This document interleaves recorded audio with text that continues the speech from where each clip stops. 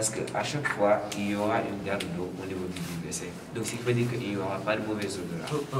Donc, maintenant, au niveau du lavabo aussi, il y a au niveau du lavabo aussi, il y a une bonne et ça vous évitera aussi d'avoir des odeurs. Donc, la seule source de mauvaise odeur qu'il puisse y avoir dans ce cas, ce sera au niveau du siphon de sol de la douche. Et donc, dans ce cas, vous n'aurez pas d'odeur dans votre toilette.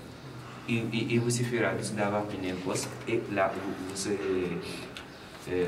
vous aurez évité tout ce qui peut être mauvaise odeur dans votre toilette. Maintenant, si par exemple on installe comme ça, on est quasiment obligé de faire une ventilation primaire. Bon, une ventilation primaire, c'est une façon de pouvoir éviter les odeurs dans les toilettes en prolongeant la tête de tuyau en terrasse. Et on y met un chapeau de ventilation. Vous comprenez ça? C'est-à-dire que ce chapeau de ventilation, elle va faire entrer de l'air dans la tuyauterie de telle façon à éviter que la garde d'eau qu'il y a dans les siphons ne puisse pas disparaître.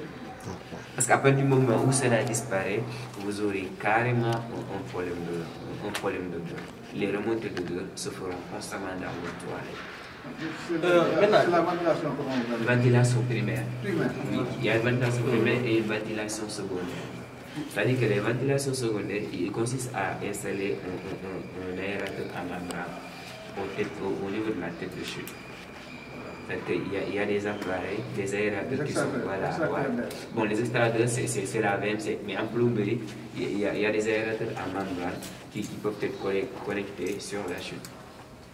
Je ne sais pas si vous comprenez ou pas. Maintenant, moi j'ai beaucoup de questions. Parce que, les questions me permettent de comprendre beaucoup de choses. Imaginez quelqu'un qui veut prendre un maçon pour construire son bâtiment sans plan et qu'il place les appareils sans mettre la colonne montante qui va aller à la terrasse pour ventiler à l'air.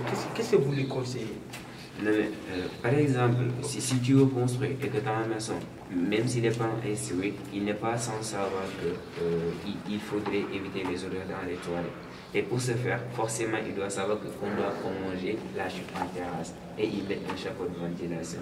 Maintenant, à défaut de cela, et qu'il a déjà construit 100 mètres cela, vous pouvez couper la chute et à côté de l'appareil le plus haut dans la toilette, vous pouvez installer un aérateur à membrane. L'aérateur à membrane, c'est la ventilation secondaire dont on parlait tout à l'heure. Je ne sais pas si vous comprenez la question de ventilation ou pas. Non. Vous ne comprenez pas? Maintenant, bon, on a une toilette, supposons, qui est ici. On a juste un impasse, on devait installer la toilette et la dent n'est pas encore faite. On a deux options. Maintenant, le tuyau, par exemple, ce tuyau-là, on l'utilise pour installer, soit on le prolonge et ensuite on installe tous les appareils. Le bout du tuyau, on l'envoie sur la terrasse qui est ici et on met un chapeau de ventilation. Donc, ce qui veut dire qu'à chaque fois que l'on évacue, il y a de l'air qui entre et ça nous permettra encore d'avoir un garde d'eau, ce qui nous évitera des odeurs.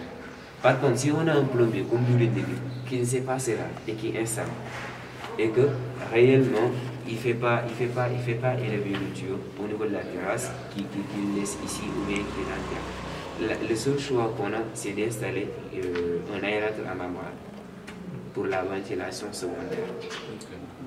Si vous allez vous mettez aérateur à membrane, vous allez voilà. C'est obligé d'avoir une ventilation primaire ou secondaire? Bon, la ventilation primaire prime d'abord. La ventilation primaire est mieux que la ventilation secondaire parce que ça va être moins encombrant et ça va être beaucoup plus efficace pour votre toilette. Par contre aussi, si vous n'avez toujours pas ces deux options, vous pouvez faire une VMC, ventilation mécanique conditionnée, c'est-à-dire qu'avec les extracteurs d'air et tout. C'est pour dire que c'est pas obligé, n'est-ce pas? C'est pour dire que c'est pas obligé, c'est pas obligatoire. Bon, c'est pas obligatoire dans la limite où il y a une fenêtre au niveau de la toilette. Parce qu'en fait, dans la toilette, on utilise de l'eau chaude comme de l'eau froide. Et avec de l'eau chaude, la vapeur qu'il y a, mieux vaut avoir une VMC, un extracteur d'air pour renouveler l'air qu'il y a dans la toilette. VMC? Oui, VMC. Vous allez dégager l'heure là. VMC quoi. Monsieur Ying, parfois aussi, il y a des gens qui font des fosses septiques. Ils ferment hermétiquement. Ils ne mettent pas des tuyaux. Qu'est-ce que vous les conseillez? Bon. Par exemple, sur les fosses techniques, il y a une façon aussi de faire de la ventilation. Très bien. C'est-à-dire que on a une fosse dans une maison. Si vous savez, ce qu'on fait ici, c'est qu'on met la fosse dans l'enceinte de la maison. Donc, ce qui veut dire que si tu prolonges un tuyau, l'odeur va se dégager au niveau de la maison. C'est la raison qui fait que parfois les gens ne mettent pas cela. Maintenant, si par exemple la fosse est éloignée juste derrière la maison, on peut mettre un tuyau là-bas et ensuite on ventile à partir de la fosse. Si par exemple il n'y avait pas une possibilité de pouvoir ventiler dans les toilettes, on ventile à partir de la fosse. Même si faire une ventilation au niveau de la toilette est beaucoup meilleur. Ça c'est sûr. Oui, est meilleur. Et les gens qui mettent la fosse dans un garage et après ils ouvrent un multiservice à l'intérieur, ils vivent avec la fosse. Moi j'ai vu ça à Kermassa. Non mais vous savez, les questions de fosse... Hein? Non, les questions de fosse, c'est une chose qu'on dit ensemble. Par exemple, ici, le gars, au niveau de son garage, il pouvait y avoir, comment on appelle ça, une petite fossée où il y a les eaux de ruissellement qui vont se regrouper ici. Et il y aura un pompe de relevage pour les faire sortir.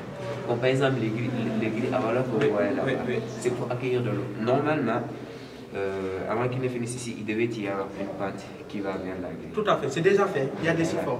Voilà. Il y a des bonnes. Donc, ce qui veut dire, maintenant, les eaux qui sont ici, comment les faire sortir? Oui, ils ont déjà prévu un appareil qui va aspirer l'eau là pour. C'est ce qu'on appelle un pompe de relevage. Il y en a là-bas. Il y en a.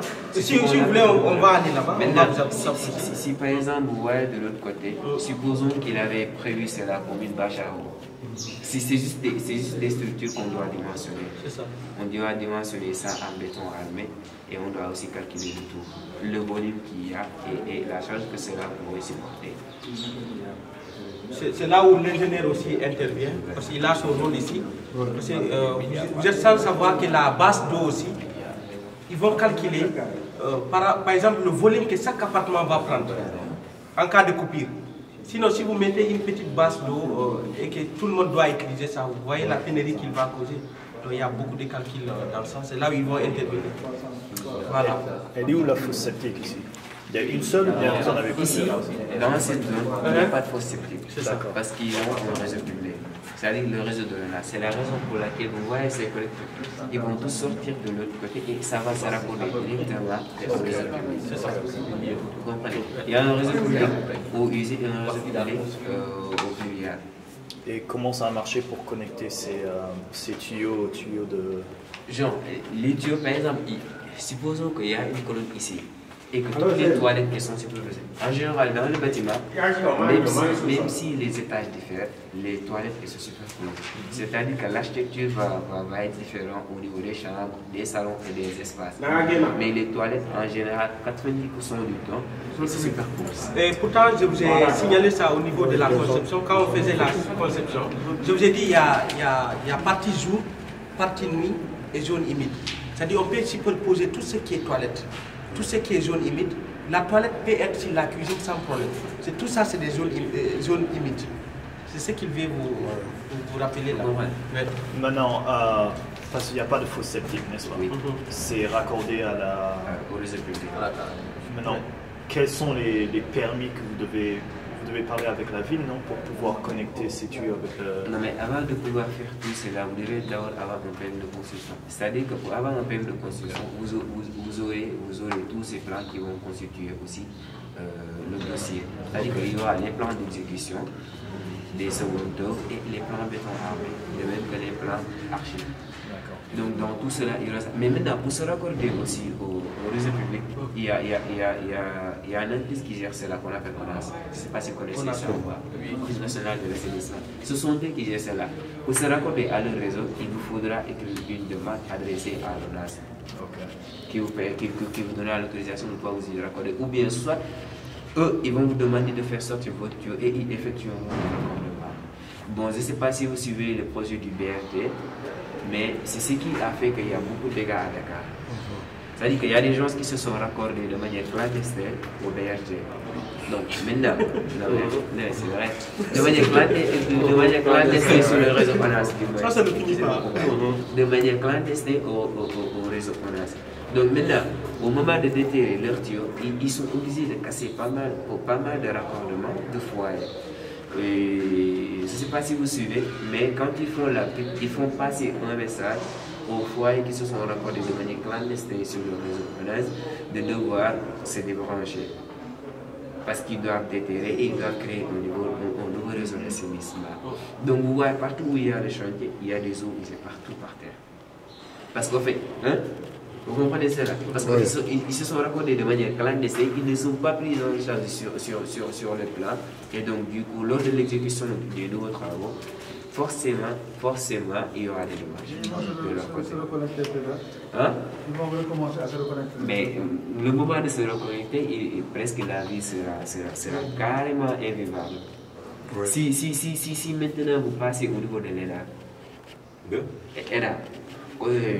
côté zone A, zone B, là où actuellement il y a un chantier, sérieusement, sur une longueur presque de 2 km, vous ne pouvez pas marcher à pied. Oui. Parce qu'il y a partout de l'eau. Et c'est de l'eau qui brille. Les gars sont connectés clandestinement. Voilà, c'est ça. Donc, ils vont creuser. C'est-à-dire que moi, je construis. Le réseau est passé à côté. Au lieu de mettre une demande et de me connecter sur le réseau, je ne fais pas ça. J'envoie mon plombier ou le digue, je fais ma construction, ensuite il se connecte directement. Je ne suis pas pris en compte par l'ONAS sur son réseau. Carrément. Je ne suis pas pris. Même s'il devait faire ses statistiques, il ne me prendra pas en considération. Parce qu'il ne sait pas si je me suis connecté ou pas. Vous comprenez? C'est ça. Il y a beaucoup de monde qui construit sans avoir l'autorisation. C'est ça les dégâts à la fin, quoi. Au lieu de faire des démarches pour avoir l'autorisation, tu viens, tu te connectes clandestinement. Donc quand les gens vont venir maintenant, l'État va venir, ils vont tout dégager. Donc tu vas rester là maintenant à accuser l'État alors que c'est sciemment fait. C'est toi-même qui te retrouves dans le problème. Au lieu de passer par les normes, les règles, pour éviter tout ça. Mais ils décomposer le boulot carrément. Il y a beaucoup de gens qui arrêtent de décomposer. Sur Dakar, sur Dakar, ils sont partout. Non, Dakar quand même au travail. Ouais. 70% des gens qui Dakar, tu vas aller à l'espace.